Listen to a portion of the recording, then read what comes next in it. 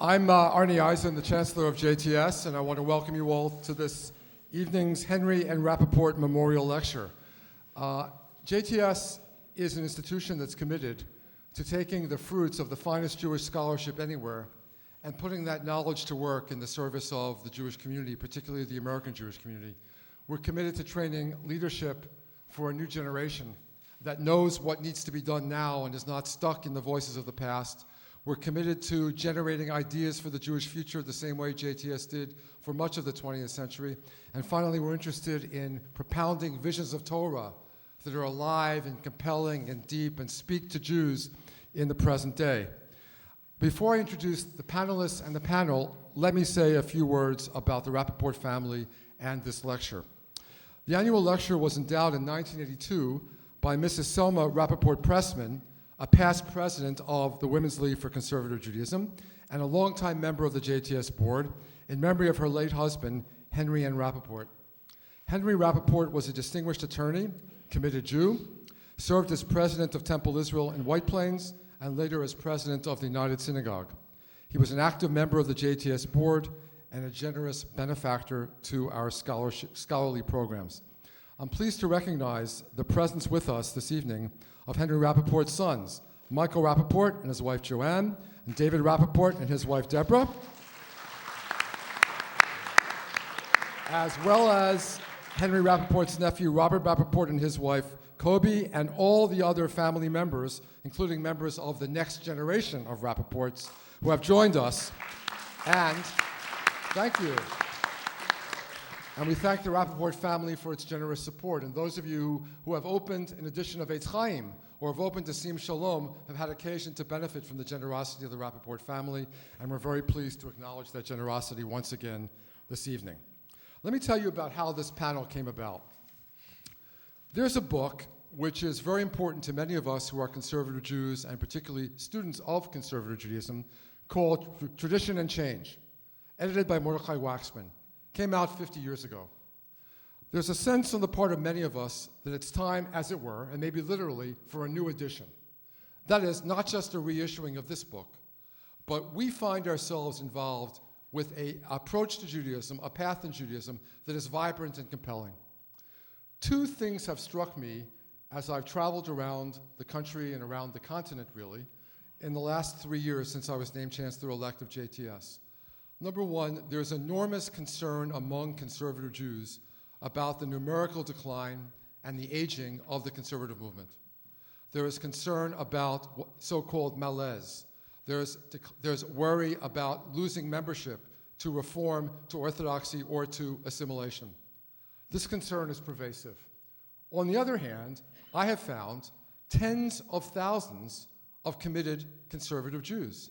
Many hundreds and thousands of dedicated and skillful lay leaders, many skillful professionals, whether cantors, rabbis, or educators, and perhaps most important of all, I have found a nearly universal desire on the part of conservative Jews that this movement get back to its former strength and vitality.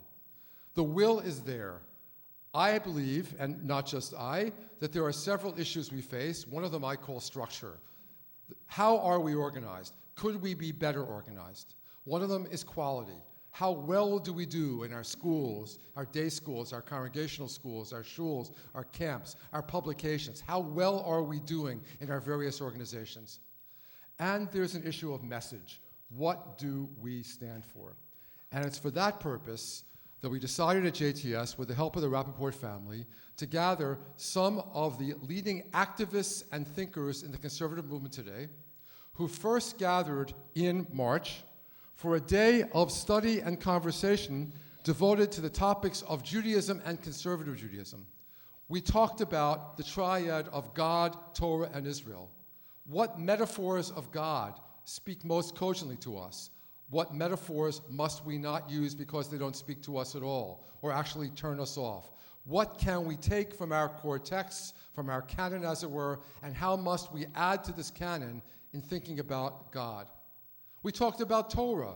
Are there questions that cannot be asked in the context of Torah? Can one say the sentence, Torah is wrong? How does one take Torah Torah's demands for halakha, for normative behavior, and apply them in the present? How do we take the open-endedness of Torah when it comes to Agadah and apply that in the present? What shall we do with Torah? Finally, we talked about the question of Israel, about the Jewish people, about the various denominations inside the Jewish people, about the split among these denominations, about the growing split between Jews in the United States and Jews in Israel. And we talked about whether the center is capable of passion. Does passion need to gravitate to the extremes? Or can the center actually be a passionate center? Can conservative Judaism once more be a locus of passion? Today we picked up the discussion by talking about a different triad, Torah. Is there a way of learning Torah that's particular to conservative Judaism? We began by learning Torah together, and then we stepped back and reflected on it and asked ourselves, are we learning Torah in a particular way because we are conservative Jews, heirs to a particular tradition of learning? We then engaged in an hour-long mincha. We wanted to pray together. We wanted to daven together, and then we reflected on whether tefillah is particular to conservative Judaism. Are there ways that conservative Jews approach davening that are different from the ways that other Jews approach davening? And finally, we talked about the issue of Milut Chasadim. Where are we out there in the world, in our communities? How do we translate our belief into action? How do we take our Talmud Torah and bring it to Ma'aseh? And we asked the real-world question, does conservative Judaism need to have particular institutions devoted to this, as Reform and Orthodoxy do? Are there particular ways that conservative Jews practice Milut Chasadim as opposed to the ways that other contemporary Jews do it? So I wanted to introduce you to what we have done in our 2 days, and tonight's session represents the next chapter in this discussion, the beginning of moving this discussion out from a room at JTS, a room of 25, 28 of the most active, committed, thoughtful conservative Jews, many of them of what I consider to be the next generation, meaning 15 years or more younger than I am, and get this word out to the public. And that's why, for tonight's panel, we've invited 3 of, if I might say so, the brightest, most dynamic young conservative rabbis in New York City, to join in a discussion about what is vibrant in Judaism, in conservative Judaism, as they see it right now. I will open with some questions. The panelists will engage one another. Later on in the evening, you will be able to engage them and one another as well. Let me introduce them to you. On my immediate left, Rabbi Elliot Cosgrove began his term as senior rabbi of Park Avenue Synagogue in July 2008. Previously, he served as rabbi at Anshe Emet Synagogue in Chicago. Rabbi Cosgrove, ordained by JTS in 1999, earned a PhD from the University of Chicago in the history of Judaism, and like me, is a scholar of modern Jewish thought in particular. Rabbi Joanna Samuels served from 2002 to 2008 at Congregation Habonim in Manhattan, where her leadership was instrumental in revitalizing that synagogue. Rabbi Samuels was ordained by JTS in 2002, where she was a Wexner Graduate Fellow. She is currently a writer and teacher and mother of 2 small children. And finally, Rabbi Jeremy Kalmanovsky is rabbi of Congregation Anshe Chesed in Manhattan, my rabbi. Before assuming that pulpit in 2001, he served as assistant dean of the Rabbinical School of JTS. He was ordained by JTS in 1997, where he also was a Wexner Graduate Fellow. Please join me in welcoming our panelists.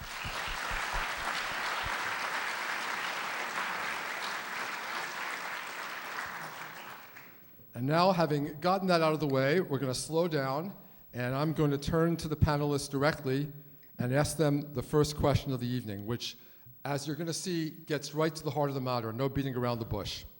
So here's the way I'm posing it.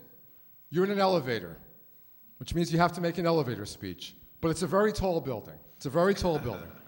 And you get on at the ground floor with someone who lives on the top floor, but they ask you before you get to the top floor of the building, your destination, to describe conservative Judaism. What do you say? Helpful hints.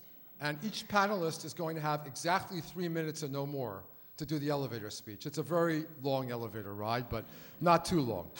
Helpful hints. Is conservative Judaism a set of specific beliefs and or practices? Is it an approach to learning, to thinking, to living Jewishly? Can you define conservative Judaism without comparing it to orthodoxy and reform?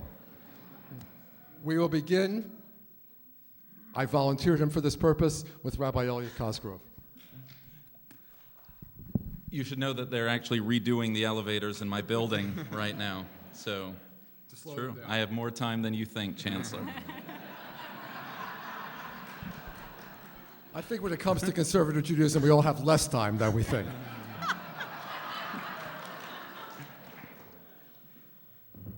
So I believe in two givens about American Jewry. I believe that the American Jews that we serve are totally immersed in secular culture. That the claims of modernity, the claims of living in America absorb my Jews' every being. And I also believe in something else.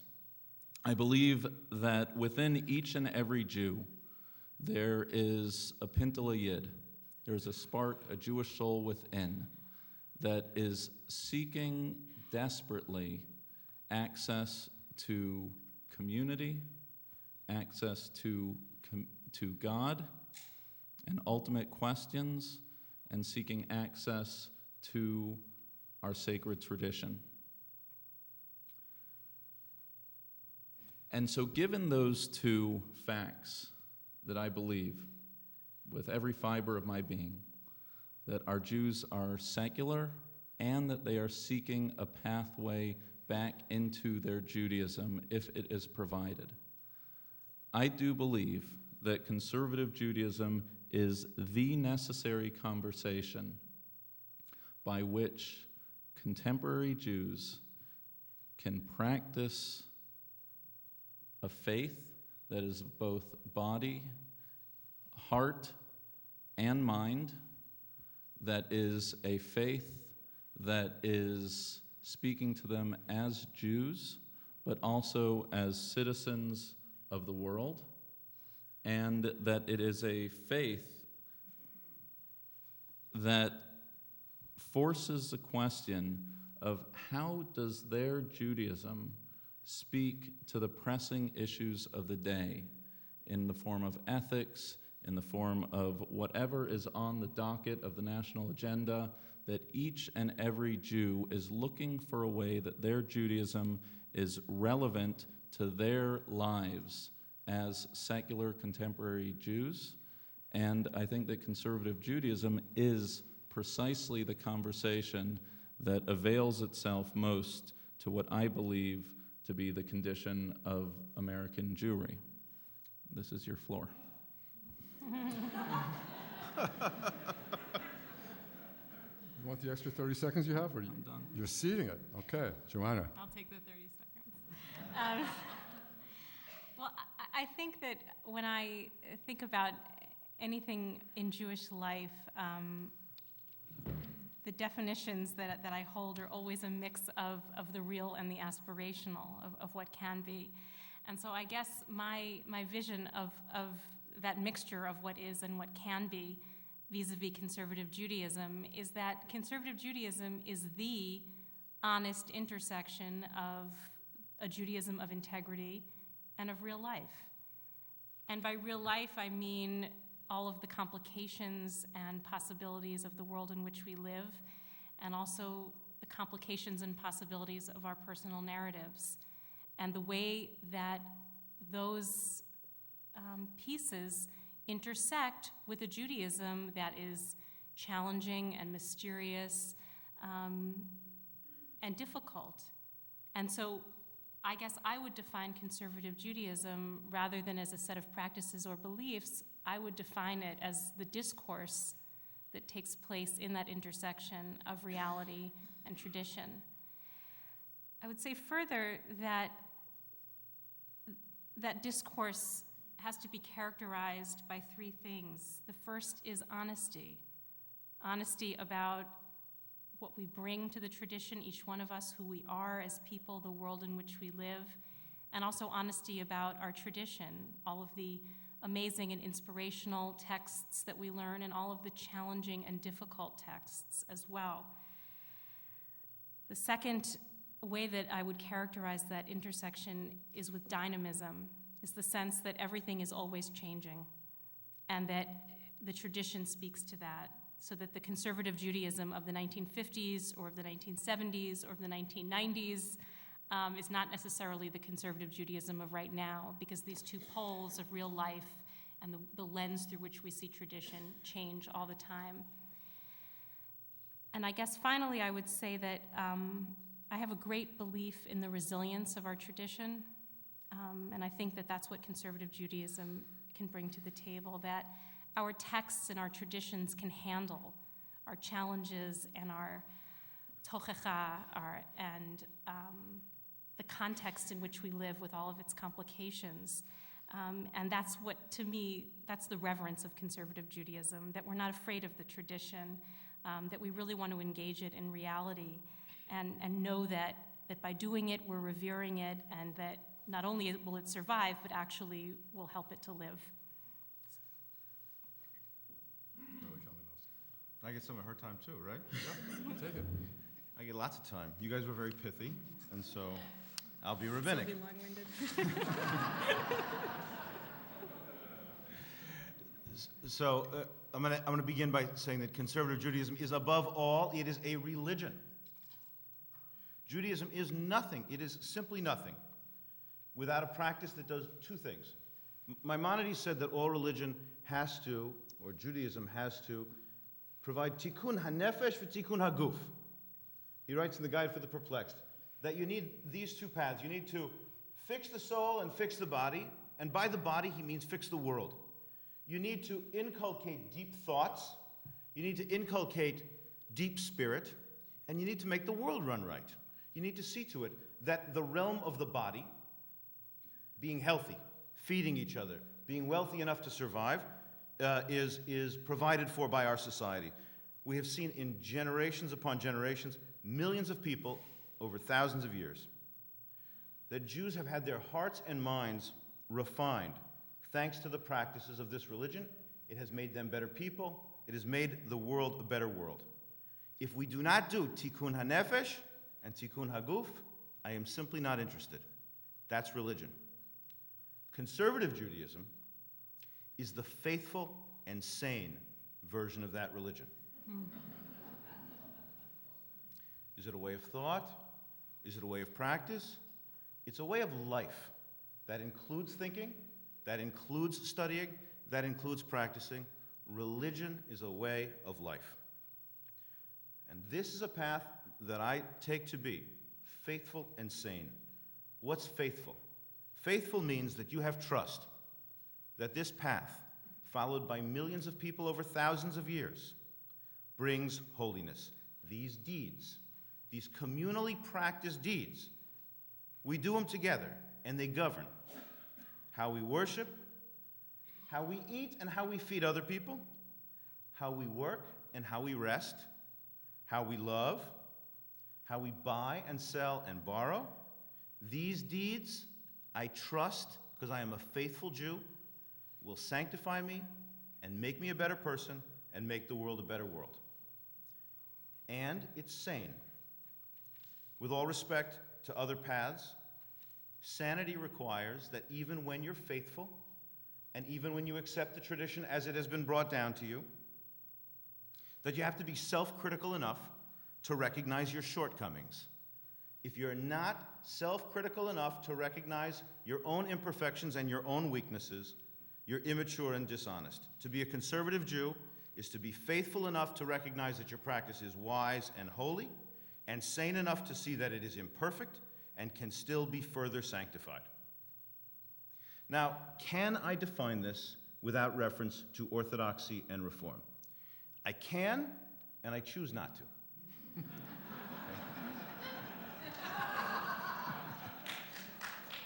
Thank you. I want to mention that I think the tradition on apologetics is a good tradition. That is to say, arguing on behalf of your faith. the difference between conservative Judaism and the other branches is not arbitrary. It is not cheddar and Swiss. There are reasons why we are who we are and we're not who we're not. To my left, I think that I'm going to be a little polemical and say that I think that it is immature and adolescent to say that there's no path other than what I happen to feel at the given moment, that the mitzvot do not constitute a path for living. I think that's adolescent. I think the mature path is to recognize that the path is real. And to my right, I think it is dishonest to think that our practices spring full out of the mind of God. They don't. They have a history, including some blind alleys and some missteps. So the honest conservative Jew has the obligation to refine Judaism even further in consonance with the world that we live now. So, to sum up, I would say that this is the authentic practice, the authentic path formed by communal practices sanctified over the centuries. We are not free to ignore them, and we are not free to say, Kol hayashar be'inav ya'aseh. Everybody should just do whatever each person thinks is right. But also no one should rest satisfied to think that the practice as we have received it is already perfect and there's no further growth and further refinement that is before us. The world can still be improved, and so can Judaism. Thank you.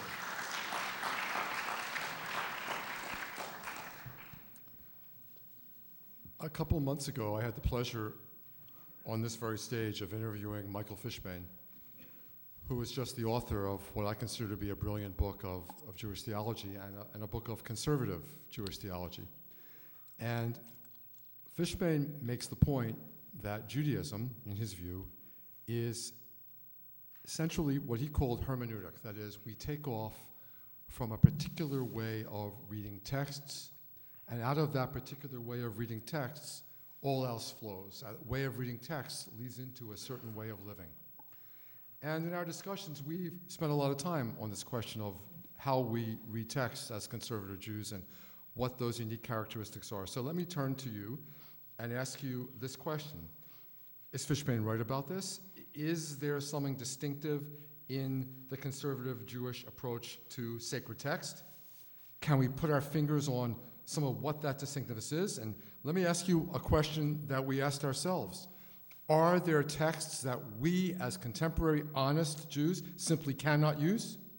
Is there anything we cannot say by way of interpretation? Or is the tradition ours to make of it what the dialogue, what this honest interchange between the tradition and us leads to? Joanna's nodding. Do you want to go ahead and then we'll turn to the others? Okay. I think as conservative Jews, we think of text as our sacred holding pen. It just keeps us in the same conversation, milling around together, giving us both the structure of a canon and a corpus of information, but also the freedom to, as you said earlier today, to really bring to bear everything that we know in the world onto text without a sense that there is something trafe about bringing science to bear on the Torah, or bringing feminism to bear on the Torah, or bringing human rights law to bear on the Torah. That really the Torah is the place that is going to absorb all of our questions and all of the living that we do. And so I think our task is to provide opportunities for people to study without apology and with a lot of safety. So with the capacity to, as Rosenzweig said, as we read before, to really bring our lives to the text and look at what that intersection is. And so having said that, I would say that something to me that is beyond the pale are statements that we so often hear, I think less in this institution than we do in institutions to the right of us, but we hear them here nonetheless. And those are statements that sound something like, I wish I could figure out how to liberate this woman from an abusive marriage, but we can't figure it out in the halakha. Or I wish that I could figure out a way to sanctify the love between these two individuals, but it's just not coming to me. as if halakha falls from the trees, as if it comes from the sky. It doesn't. And my own sense of when we divorce text from context so dramatically that what happens is we silence the context, so people leave, and we actually make the text irrelevant to life. We say the text can't speak to life. We can't figure out how to do it.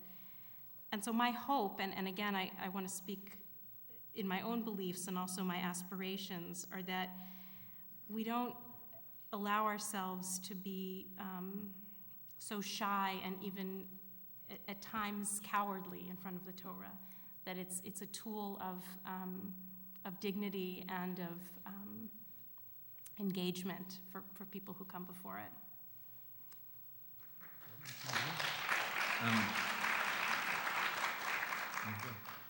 I think of this question in terms of a triangle, that any text exists in relation to the reader and the interpretive community. And so you have 3 points to the triangle. You have a text, you have the reader, and you also have the interpretive community. And the conversation of conservative Judaism's approach to Torah is based and existing differing degrees. Mind you, we probably differ here on the panel, based on these 3 corners of the triangle. I think Joanna's right, that I think that one of the calling cards of conservative Judaism is context, that every text exists, the first point in the triangle, in a certain context. I think this is our message, that texts were written in a certain context, and historically, culturally, and that we exist presently in a different context in which they were written. I think this is why we have a much more dynamic notion of interpretive tradition and transmission than orthodoxy do. We put this flat on the table. That said, in answer to your question of are any texts off limits, I have to say no. Any text that exists within the Jewish canon, and here I define it very broadly, are fair game. And have to be acknowledged, even the difficult ones, even the ones that we abhor that go against every grain of our modern sensibilities. Difficult texts are like difficult family members, right? We might agonize over whether we're inviting them to Seder or not. Maybe some years we don't even invite them to Seder, but they're still our family. They're still there. And our texts are there. And so here I would probably take more of a conservative small c approach to this question, that we are inheritors of a sacred tradition, and that all texts should be acknowledged as part of that. I think that the other parts of the triangle, the idea of the self is just that a text that exists without a reader is a static museum document. It's an artifact. It's something in a canister in the Dead Sea Scrolls.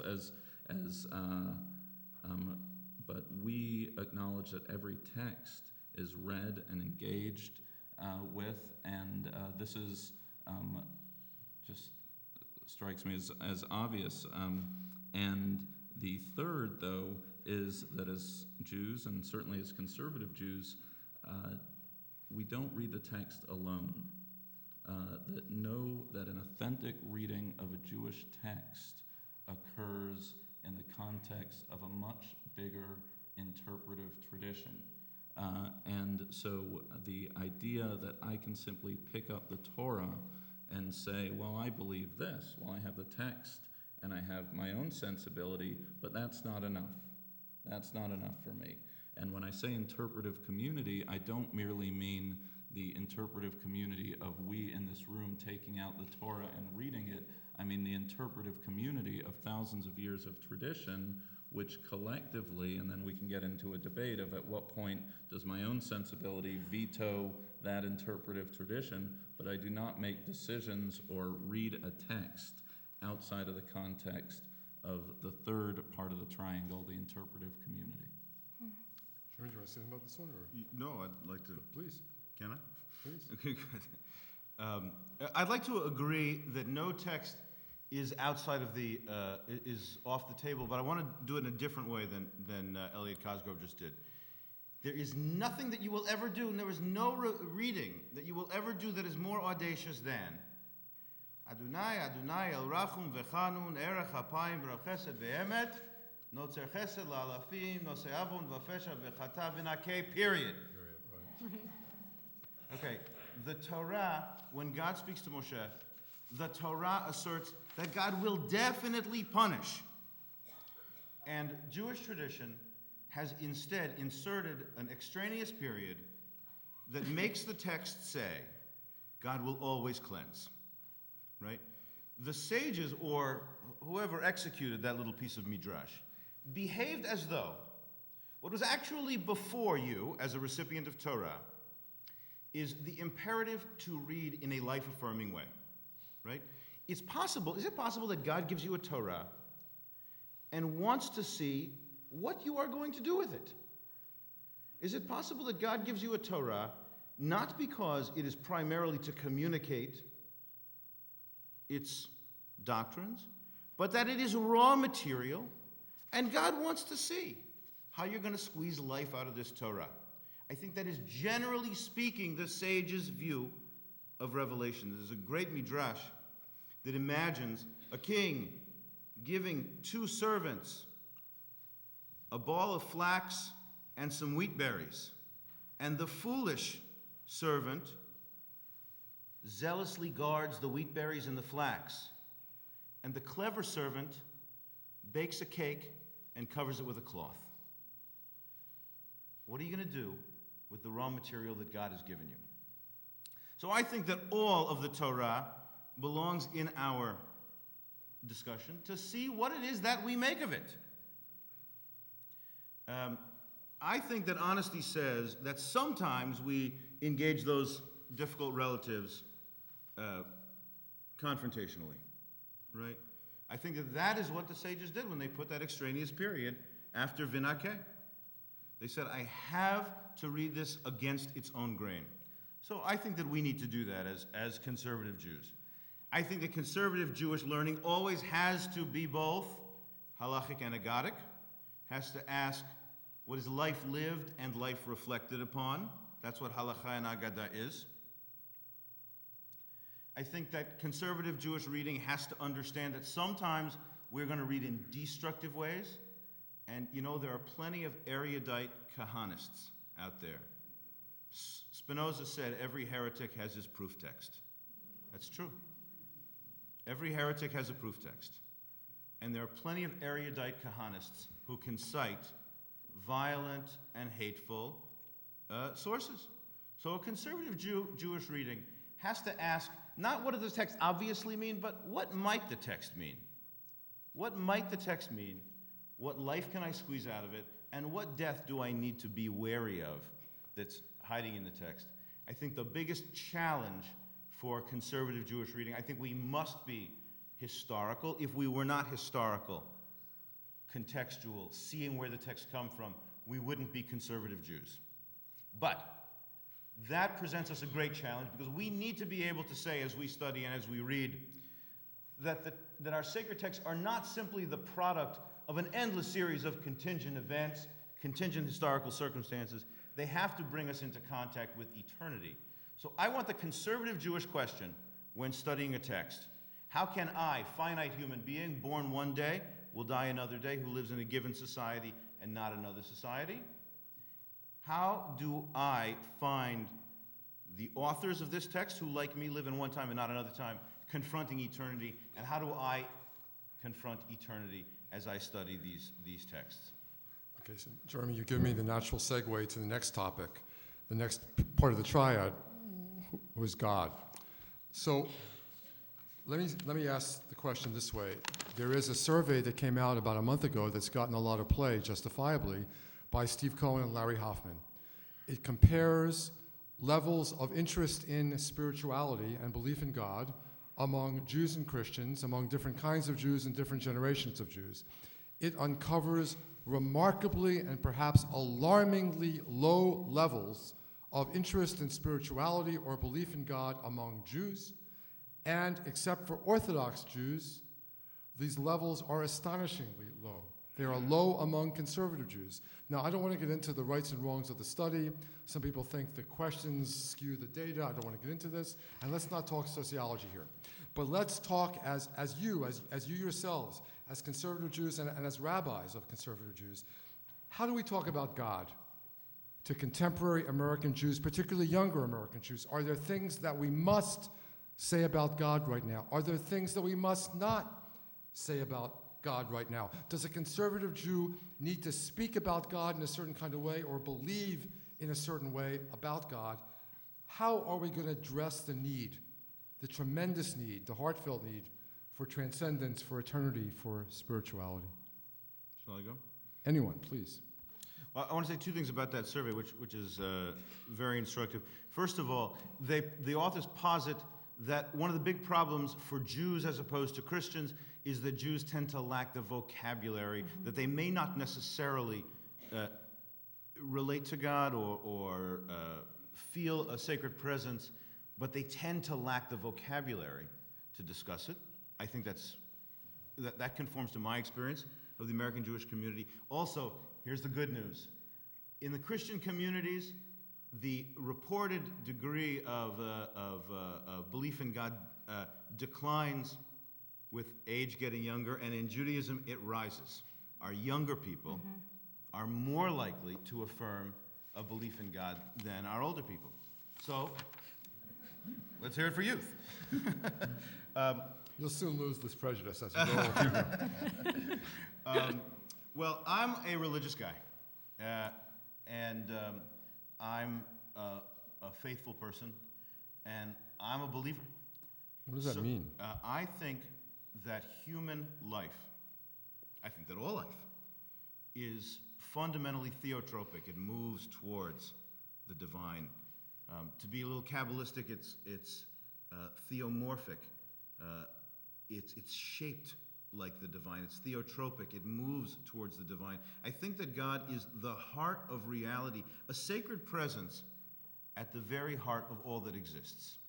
Now, that sacred presence is, for me, not Jewish. God is not a Jew. I'm a Jew. We're Jews. Our communities are Jewish communities. We articulate, we attempt to approach the infinite sacred presence through our experience. Everything that we say is shaped by, reflects that we are Homo sapiens on this planet. I think that, by the way, we have one advantage that our ancestors never could have had. Our God is so much bigger because we know that the cosmos is not centered around our planet. I need a God that is vaster than Homo sapiens. That's going to change what I think about Tselem Elohim. It's going to change what I think about saying that the Homo sapiens is in the image of God. But I think that there is a ultimate pervasive sacrality to reality, and that's the divine presence. So I want a Judaism that understands its own relative smallness and God's infinite vastness. So what can't be a conservative theology? I think that one of the things we need to be honest about is that we need to stop talking as though God is a Jew. We need to talk about our Judaism as addressing God's infinity, but not. I think this is one of the key things about fundamentalism, right? Fundamentalism came to be in the early 20s. The term fundamentalism, it comes from a series of pamphlets that conservative Christians wrote in about 1911. So these are the fundamentals of religion, and the key thing about them is that they all are defensive about traditional verities that they felt the modern world challenged. I think that's small. I think Kabbalistically you would call that mochin de katnut, small-mindedness. And I want a religiosity that points from my humanness towards something much bigger than myself. Joanna, are you with this? And is there anything distinctively conservative, capital C, about this?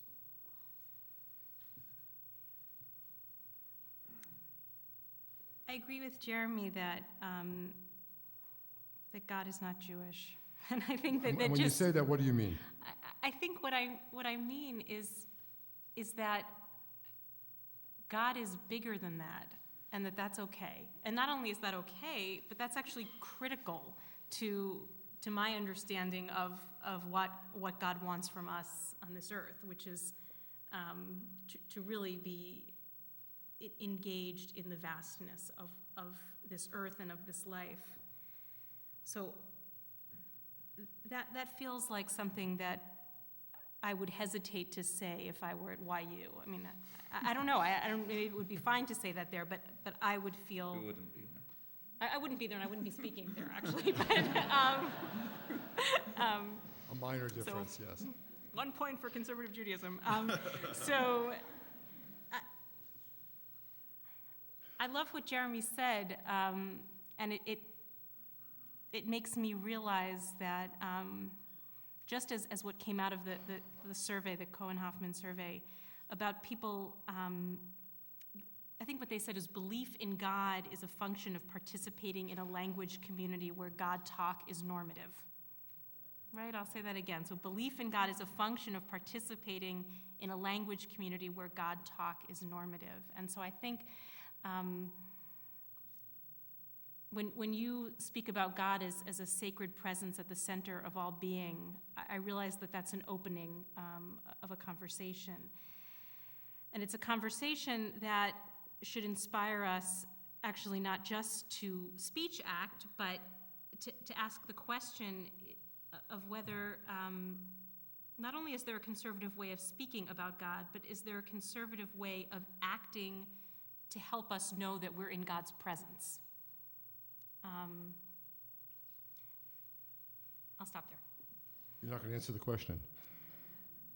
Is there a conservative way of helping us act to think in God's presence? I think it's a couple of things. I think that, look, what are the experiences in life when we have really the experience of the divine? And I call this waiting room theology, because I think that there are these moments that life presents us with when we are all theologians. And sometimes it's when you're waiting for a medical test to come back, or you just look at your child and you realize how much you love them. And in that moment, you know all the theology in the world, and God's presence is so absolutely imminent that it's silencing. So I think there are those pieces of honoring the reality of the theology of those moments. And then I also think there are all kinds of other experiences of encountering difference and being on the edges of our experience. I think so many of us feel a strong sense of God's presence, oddly enough, when we're involved in interfaith work. We feel a sense of just what Jeremy said, that God is not a Jew, that God is the sacred center that makes life holy.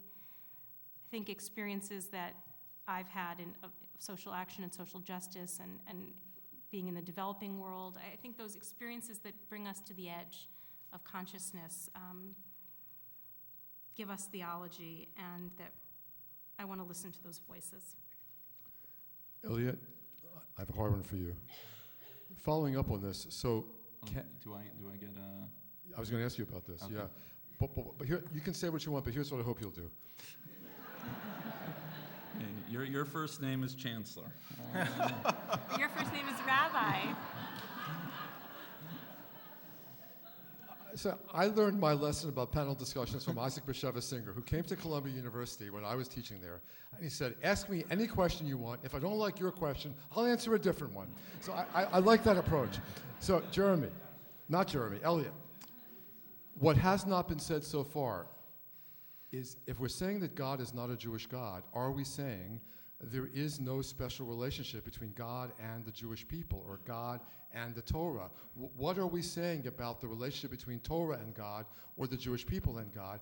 And do conservative Jews need to have an answer or a set of answers to that question? I don't know if you like that question or not, but I'm hoping you will. No, well, the answer to the question is I'm annoyed by the question. Okay. There you go. I mean, because I think the simple answer is no. As sure as I am that God is not a specifically Jewish God, I'm doubly sure that God is not a conservative Jew. What is that? I think that every conversation about God and God's relationship with humanity, and certainly with Jews, and definitely with conservative Jews, needs to begin with an awful lot of humility. That theology, whereas it's a discussion about God and God's function in this world, begins with the one sure thing that we have no idea what we're talking about. I think if there is any distinctive way that conservative Jews do or prescriptively should talk about God, it's non-fundamentalist. Okay? What does that mean? It means that every conservative Jew should begin any discussion with God with a concession that they're talking about something about which they know far less than they know about. And I think that that sort of anava, that sort of humility, is a necessary and constituent element of all conversations, as not just Jews, as people of faith writ large. But I think that if the point of this panel is to ask what unique aspect does conservative Judaism have, I believe that all our conversations historically to this day have shared that common thread of that our discussions of God understand the project of theology to begin with humanity in all of the gaps in our knowledge. I don't buy this survey. I might be the fortunate rabbi of a particularly God-driven congregation, but I don't believe that American Jews are lacking a sense of the religious, a sense of godliness, a sense of a touch of the mystical. And just to share one incident and to answer the question in a totally different way, last night there was a synagogue event where a birthday cake, it was an event, but the host was celebrating his birthday. And the birthday cake was brought up, and as we all know, the birthday cake is brought up. Everyone sings happy birthday to you. The candles are lit. The children are around the cake. And our host for the evening, who was celebrating his birthday, paused, and he took a breath. And in a very public way, I could see him. He didn't express anything, but he went through a Rolodex of his family at that moment, of his children, of his desires, of his needs, of everything. And it was a fascinating thing to watch, because he didn't just pro forma blow out the candles. He actually sat there and, I believe, engaged in a deeply soulful act of identifying what his innermost needs were and his bakashot, his desires for his family, for himself, and for his community at that moment. The problem is that I want to get this guy into my synagogue. The crisis, and he's a member, but I'd be lying if I told you he's there every Shabbos. But I believe this man to be a religious man and capable of deeply religious feelings, because I saw it with my own eyes. My question, my crisis for conservative Judaism is, how do we create synagogues that acknowledge that our Jews are religious at their core, but have failed to find points of entry in our congregations, in our liturgy, in our music, in our Shabbos morning services? That's what I want to do. Let's spend a few minutes on that. How do we do that? Can I say one more thing, though, before we turn to this? You know, I think that the insight that we have about theological humility, while crucial, actually can also lead to overly hasty conclusion that I want to avoid. And, you know, we're not writing these things out and editing them. So I think that it is too much to talk about how little we know theologically and religiously. And I think that if we're going to come up with good conservative answers, a good and productive conservative theology, I think that we should not be taken from a sense of theological humility, a sense of epistemological humility about what we can know about the infinite, So far that we say, well, you know, I really can't say anything about God. I can only fall silent. You know, I want to stress, return to something that I said before, which is that millions of people over thousands of years have found this a real path with real sacred deeds and real sacred books in which they have found the water in the desert. I sometimes like to think about this metaphor. You go through the desert, you're very thirsty, and I think that our ancestors have known where there were some deep aquifers, right? So to me, a conservative Jewish answer to those questions takes very seriously, you know, Rosenzweig writes about what he calls the concept of verification. How do you prove a religious idea? You prove it because people have staked their lives on it. They've made life out of it. They have proven to you that life can be made in these religious truths. So my conservative religiosity takes that verification very seriously. Weaknesses are, but is primarily built through engagement with those deep spiritual wells. I want to turn to another issue. One of the great paragraphs in the Cohen-Hoffman study, which I confess struck me, I was asking myself, why have you never thought about this before? And he said, Gentiles don't get to play Jewish geography. Now, what do you mean by this? The Gentiles don't get to play Jewish geography? It means that Christians don't have a Christian version of Jewish geography. They So, have the Kevin Bacon game. A little different. the Kevin Bacon game, we can't do that one.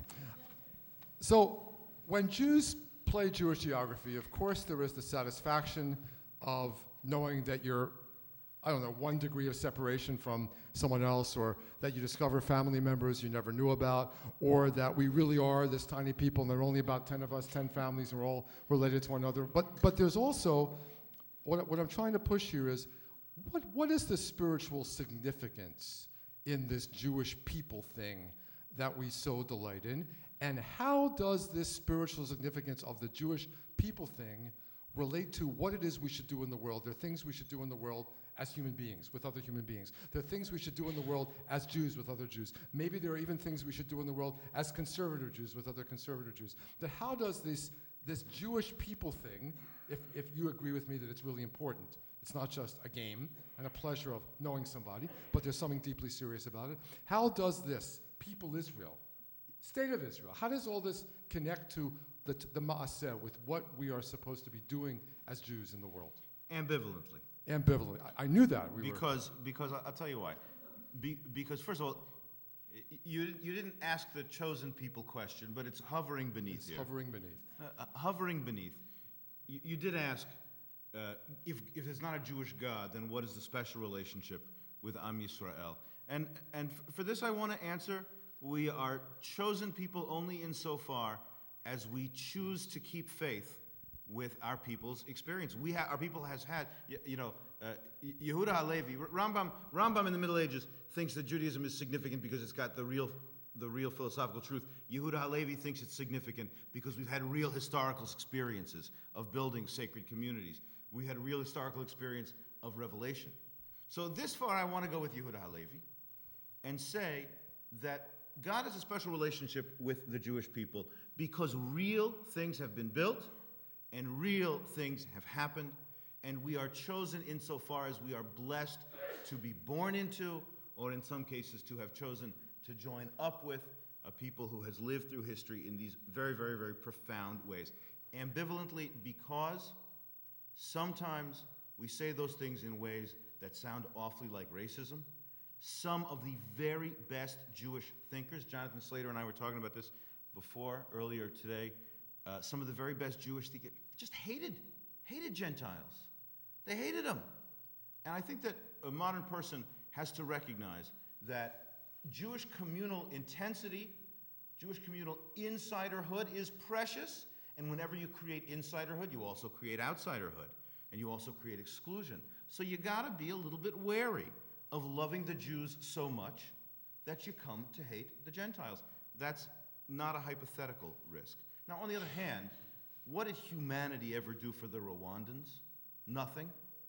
Humanity didn't help the Rwandans, but the people of Israel went into Ethiopia and airlifted these folks out of crisis simply because we felt that we were part of the same Am. So I think Jewish communal togetherness, we do have bonds, we do owe each other things that we don't owe others, but you got to watch out about that because it can also be a warping insight at the same time. I think, look, I don't want to get into that whole discussion, is Judaism a peoplehood, a culture, this or that, a religion, a nationality, but I think peoplehood is a religious value. I think it's not just how we define ourselves. I think it's actually a religious category of expression for Jews, perhaps, in distinction to other faith communities. And the story that popped into my mind, true story, is just walking to shul and with my 7-year-old daughter. And we were walking hand in hand, and I turned to her and I said, she's not here tonight, it's past her bedtime. I said, Lucy, you know what's cool about this? I get to walk you to shul, and when I was a little kid, I used to walk to shul with Grandpa, and you know what? When Grandpa was a little kid, he walked to shul with his grandpa, and God's honest truth, my daughter turned to me and said, Daddy, when Moses was a little kid, did he walk to shul with his dad? Every tuition dollar is worth it. Right. That's what day school education gets you. Peoplehood is a religious value, and I agree with things that have been said about the Jewish contribution, Or La Goyim, a light unto nations, a distinctive message. I'd love that to be something that comes up this evening about what Jews have to contribute to a much bigger societal conversation.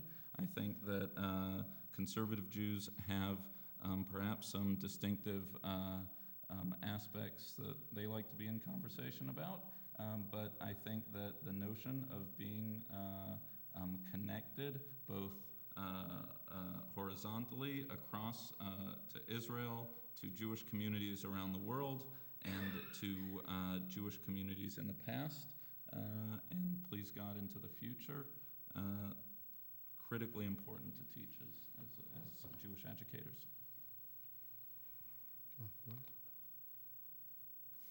So let me, before we turn the floor to the audience and invite them to ask questions, if you were in charge of the agenda of conservative Jewish thought, let's not the movement as a whole with all of its institutions, but if you controlled the agenda of thinking either about conservative Judaism or about anything from a conservative Jewish lens, what needs to be on that agenda, or let's say at the top of that agenda, that's not there right now?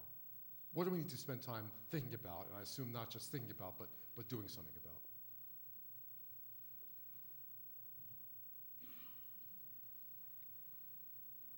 We're thinking about it.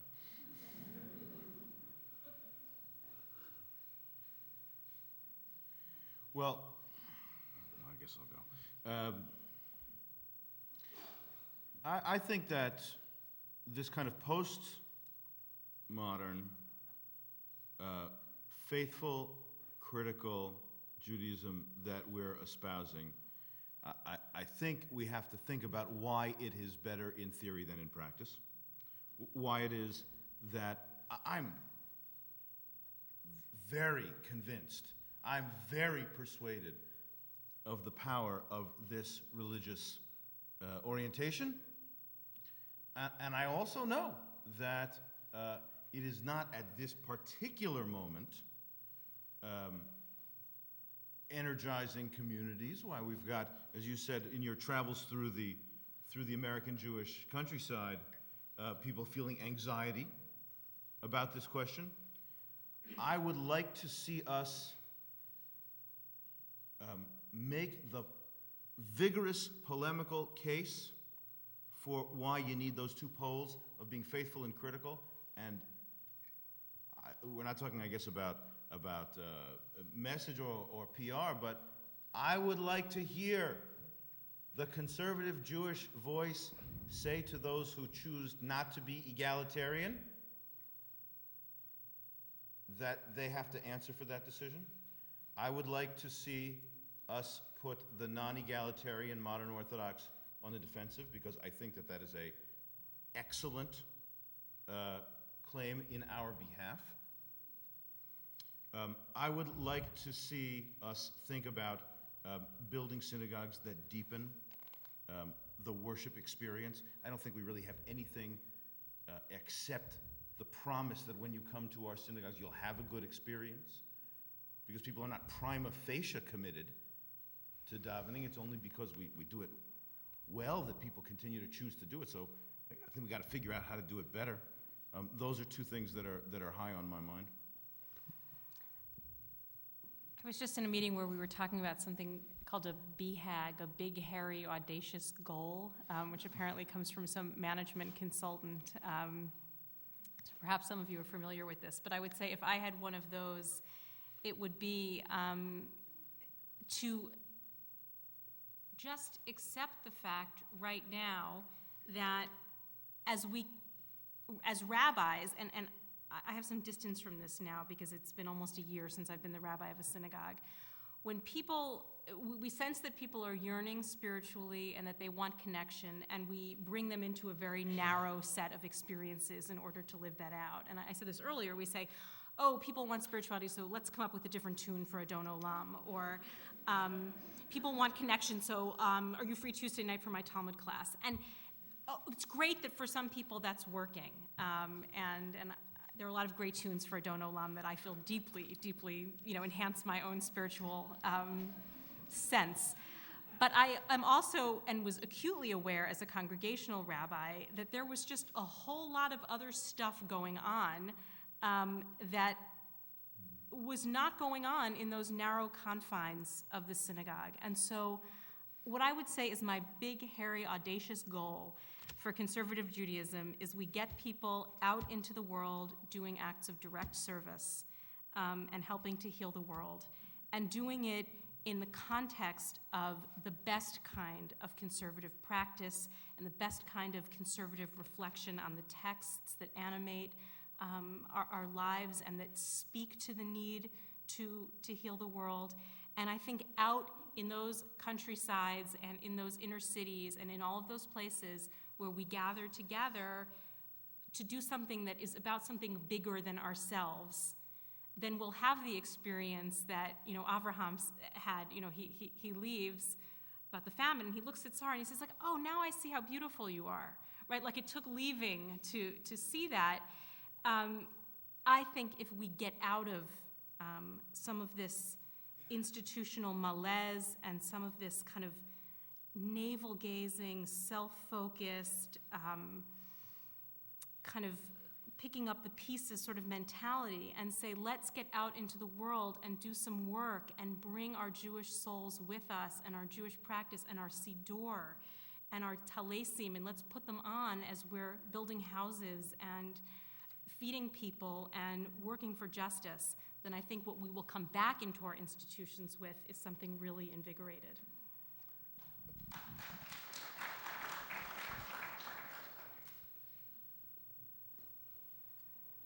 I think the story of modern Judaism is the story of how Jews accommodated themselves to modernity. And so the denominations, conservative, reform, orthodox, are all different varieties of answers to that question of to what degree do we assimilate the claims of modernity into our Jewish experience. And so in a real sense, the questions of then were how to be Jewish. I think the questions of now are why be Jewish? And I think thus the programs that I would recommend for conservative Judaism are working and active and dynamic answers to the question of why be Jewish. I think that we need to provide synagogues that are relevant and compelling and vibrant. And I believe Jeremy taught a Heschel text earlier today that, to paraphrase it, suggested that we need to stop writing new prayer books and we need to start teaching people how to pray. And I think that that's a good thing. I think we need to not stop parsing out questions of whether we should have this version or that version of this prayer or that prayer, but I think we actually have to make people feel that they can be spiritually alive within our synagogues. I think that'd be a pretty good goal, a good behag.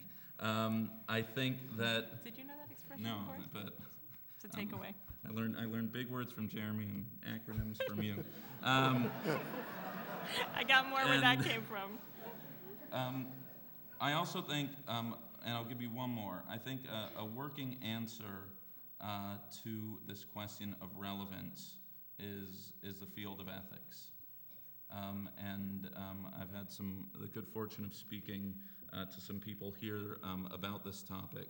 But if Jews can't create answers to matters of healthcare policy, to what does Judaism have to say about military intervention, to what does Judaism have to say about medical health issues, I think that these are deeply relevant questions. And there's no one who makes me feel prouder as a conservative Jew than when I read the work of Elliot Dorff. Because what Elliot Dorff has done is defined the field of what does Judaism have to say about X. And I think that we need to continue to press this issue of relevance, that people's Judaism has something to say about the issues on their dockets. You want to hear a great story about Eliot says that the story of modern Judaism is about the accommodation to modernity, and implicitly, or to carry the next clause, the question of postmodern Judaism is what you do when you no longer have to, right? So listen to this story of a member of my shul. She is an incredible person. She's close to 90 years old. She grew up as the child of an Orthodox rabbi in Chicago. She was a good singer, and she was a singer in a band in approximately the mid to late 1940s. Like the Tommy Dorsey kind of band, right? And they had a number of gigs in the summer of, I think, 1948 in Chicago. And she traveled around with this band, and she did not eat anything but lettuce and tomato sandwiches. She was not going to eat treif, and she did not eat anything but lettuce and tomato sandwiches all summer long until she finally said, "That's it, I've had it." And she went and she had a chicken sandwich. And she walked out of that restaurant and expected to be hit by lightning, right? Now, I must say, in parentheses, nothing mean to her, but if in 1948 you were expecting divine punishment from a chicken sandwich, there was some other stuff going on in the mid-40s that might have occasioned divine punishment first. But she felt that she was in big cosmic trouble for having eaten the chicken sandwich. And when she discovered that she was not in cosmic trouble for having eaten the chicken sandwich, that was kind of it for her for many, many years. And she ultimately did find her way back. But I think that story about discovering that apostasy or violation or non-traditional was not going to call down lightning strikes is one of the critical features of modern Jewish life. And so postmodern Jewish life is figuring out where you go when you don't have to. And I think that we are going to have to continue to be good at. I mean, I feel great about our ability to answer the why you should even if you don't have to. But that's the question before conservative Jewish communities. Why is this life good and rich, even if it's not because you have to? All right, so we at the, in about 15 minutes, we're going to give our panelists one last word, and I'm going to have the really last word. But before that, we want to invite you, the members of the audience, to please come up and use the 2 microphones in the aisles to ask our panelists questions. Please try to make your questions short and really in the form of a question. And we'll get as many as we can in the next 15 minutes, and we begin right here. Sir. Early on, and a few times after that, the concept of community was raised. Yes. And I'd like to have you give a little more thought to that in a challenging context of the suburbs, where you have far-flung distances, congregants who are typically not neighbors of each other, or certainly not near neighbors of each other, and also you have the large synagogue, which is rarely visited more than once or twice a week. And in that context, I realize you're all currently in the city, but you may have had experiences growing up in the suburbs, and you will have friends. Could you repeat that word? What was it? What? Suburb? Suburb. Yeah. In that context, how would you inspire greater sharing among congregants in that context, where they're far-flung? And how would you make synagogues a means to a greater community and identity, like a Jewish town meeting, a Jewish village green? And we're not going to be able to address all 3 panelists with each question. Is there anyone in particular you want to pick on for this question? Or do I you want let them choose themselves. Okay. Anyone want to respond to this? No. Our rabbis have no idea about how. No, go ahead. Right. If you want to come back to it later, that's fine too. No, I'm thinking in terms of a different muscle group.